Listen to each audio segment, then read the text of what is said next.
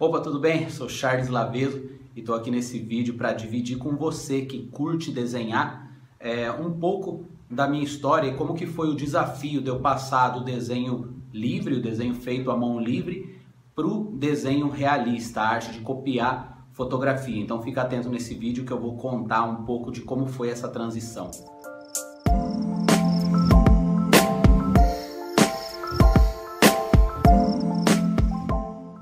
Bom, na época que eu curtia desenhar qualquer coisa, né, eu me inspirava muito nos heróis de televisão.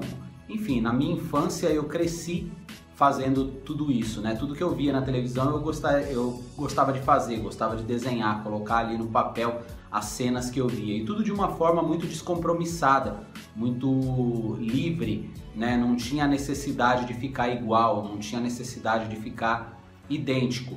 Mas eu conseguia, de certa forma, fazer aquelas imagens de uma maneira até bacana, de uma maneira que impressionava a galera que via e tal.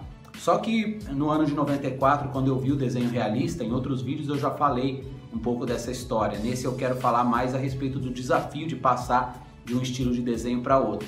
Quando eu conheci o desenho realista, eu me encantei já logo de cara, né? Já gostei daquele estilo, queria fazer igual, porque eu fiquei fascinado de como que era possível você, somente com lápis e borracha e alguns materiais que eu ainda não conhecia, como esfuminho, esfumar o sombreamento através de papel higiênico, enfim, alguns recursos, alguns macetes que eu não conhecia.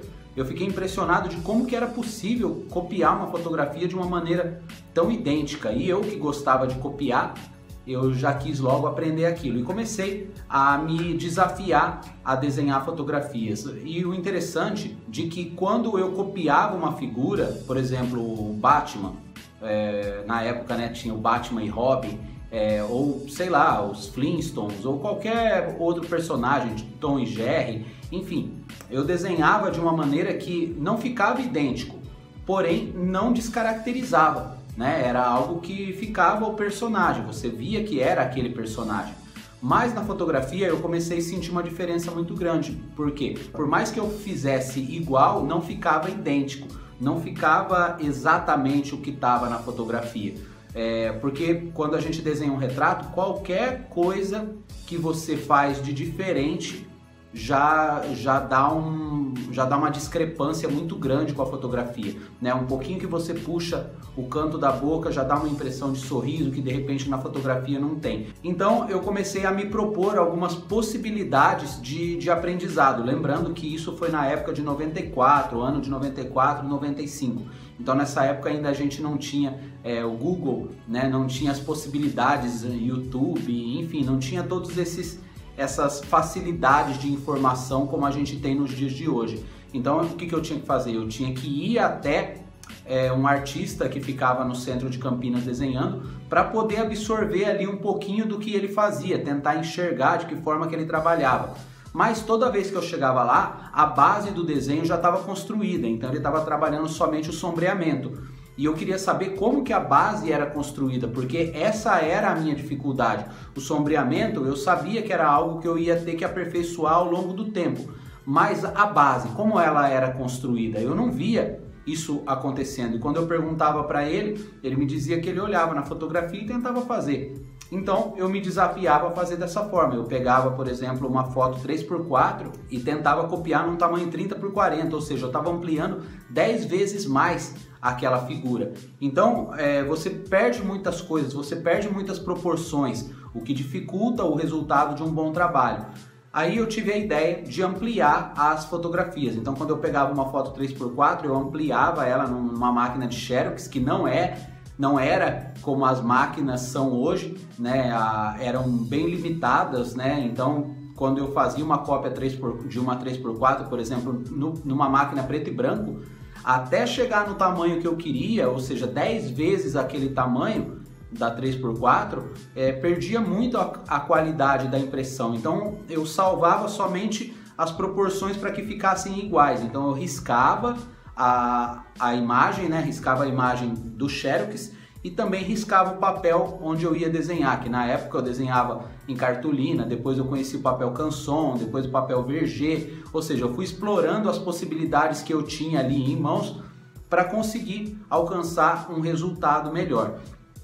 E isso foi um período de muito aprendizado, muito desafiador, porque eu trabalhava muito a minha observação e ao mesmo tempo eu tentava criar alguma técnica que facilitasse a possibilidade da cópia da fotografia. E aí tudo que eu riscava no Xerox, eu riscava também no papel onde eu ia desenhar. E aí eu ia medindo, tudo que tinha numa imagem eu colocava aonde eu ia desenhar, e aí eu ia fazendo. Eu comecei a chamar essa técnica de linhas diretrizes. E eu quero dividir com vocês aqui uma série de vídeos onde eu vou construir um desenho, mais precisamente essa imagem, tá? Eu vou fazer essa imagem usando linhas diretrizes para te mostrar como que isso funciona.